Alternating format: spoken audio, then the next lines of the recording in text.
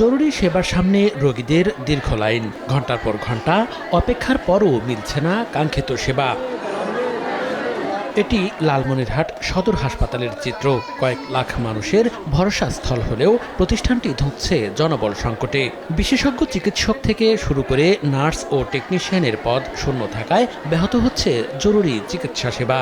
এই অবস্থায় উন্নত চিকিৎসা সেবা আর রোগীদের দুর্ভোগ কমাতে 2017 সালের নভেম্বর মাসে প্রায় 37 কোটি টাকা ব্যয়ে 250 শয্যা বিশিষ্ট একটি ভবনের নির্মাণ কাজ শুরু হয়। কিন্তু নানা জটিলতায় এখনও পুরোদমে তা চালু করা সম্ভব হয়নি।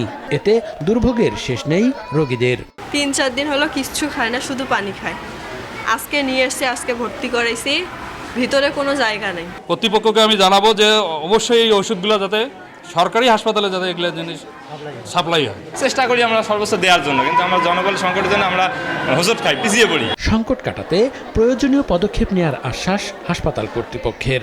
এই বিষয়ে আমাদের মাননীয় মন্ত্রী জনাব আসাদুল হাবিব দুলু ওনাকে জানিয়েছি। উনি এটা নিয়ে ঊর্ধ্বতন কর্তৃপক্ষ বা স্বাস্থ্যমন্ত্রীর সঙ্গে যোগাযোগ করে এটার একটা সুরাহা করতে পারলে আশা করি যে রোগীর যে সেবা এটা মানসম্মত আমরা দিতে পারব। বর্তমানে হাসপাতালটিতে 104 জন মেডিকেল অফিসার থাকার কথা থাকলেও রয়েছেন মাত্র 11 জন। সময় সংবাদ, লালমনিরহাট।